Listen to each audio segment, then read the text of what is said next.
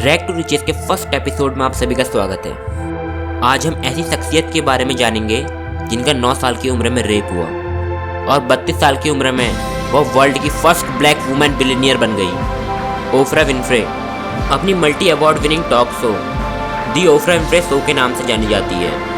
Oprah Winfrey world की highest top rated talk show the Oprah Winfrey show की host है। उन्हें queen of all media भी कहा जाता है और उन्हें 20th सेंचुरी की रिचेस्ट अफ्रीकन अमेरिकन का टाइटल मिला हुआ है। ओफ्रा का जन्म मिसिसिपी के एक बहुत ही गरीब परिवार में हुआ था। उनकी गरीबी का अंदाजा इस बात से लगाया जा सकता है कि ओफ्रा अपने बचपन में कपड़े न होने की वजह से आलू के कट्टे पहना करती थी।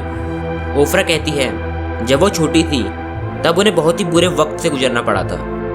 उनका 9 साल की उम्र में और 13 साल की उम्र में रेप हुआ, जिसके बाद वो घर से भाग गई और 14 साल की उम्र में वो प्रेग्नेंट हो गई और उनका बच्चा बचपन में ही मर गया।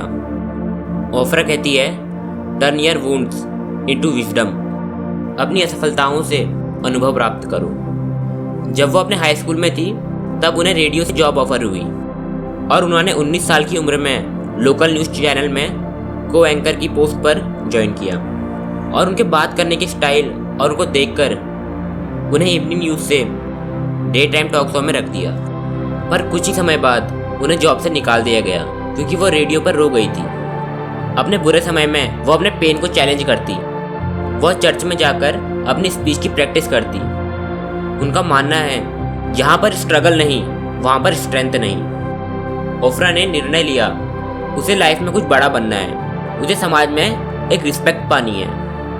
ओफ्रा ने अपनी पढ़ाई में और ध्यान देना शुरू किया और स्पीच कॉन्टेस्ट को जीतने के बाद उन्हें यूनिवर्सिटी में स्कॉलरशिप मिल गई और वह एक लोकल ब्यूटी शो भी जीती। उस ब्यूटी शो की वजह से उन्हें part time radio hosting job मिल गई। अपनी कड़ी मेहनत और लगन के साथ Oprah first black and youngest news anchor बन गई। पर उनके कलर और उनके पास्ट की वजह से लोगों की ओर से नेगेटिव कमेंट्स आने लगे और प्रोड्यूसर्स ने उन्हें डिमोटिवेट करके मॉर्निंग शो में रख दिया। प्रोड्यूसर्स को लग रहा था ओफ्रा टीवी एंकरिंग करने के लिए लायक नहीं है क्योंकि वो इमोशनल स्टोरी डिलीवर करते समय रोने लग जाती थी। उनका बात करने का तरीका, उनकी पर्सनैलिटी लोगों को पसंद आने लगी। उसकी वजह से वो टॉप रैंकिंग में आ गई थी। दी ओफ्रा विनफ्रे शो को बहुत सक्सेस मिली। उन्होंने अपने पूरे 25 सीजन कंप्लीट करे और धीरे धीरे वो सेल्फ इम्प्रूवमेंट शो की ओर शिफ्ट होने लगी और इसकी वजह से वो बहुत पावरफुल पर्सनैलिटी बन गई और उन पर इतनी पावर आ गई थी कि वो पॉलिटिकल इन्फ्लुएंसेस भी कर सकती थी। ओफ्रा वर्ल्ड की फर्स्ट ब्लैक फीमेल बिलियनियर बनी। उनको 18 एमीज अवार्ड, एक ऑस्कर और एक प्रेसिडेंट मेडल ऑफ फ्रीडम भी मिला। ओफ्रा का खुद का एक टीवी नेटवर्क और मैगजीन कंपनी है और वो $100 ऑफ मिलियन कल्चरल और एजुकेशन प्रोग्राम्स में डोनेट करती है। ओफ्रा की यह जर्नी प्रूव करती है कि सक्सेस पाने के लिए हमें कड़ी मेहनत करनी पड़ती है। ओफ्रा की नेटवर्थ आज $260 करोड़ है। एक लड़की जिसपे पहनने के लिए कपड़े नहीं थे, जो 14 साल की उम्र में प्रेग्नेंट हो गई थी, जो अपने कलर की वजह से रेसिज्म का शिकार हुई, आज वह $260 करोड़ की मालिक है।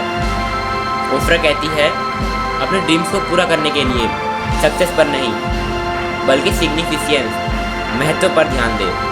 फिर छोटी छोटी जीत भी आपका बड़ा ड्रीम पूरा कर देगी।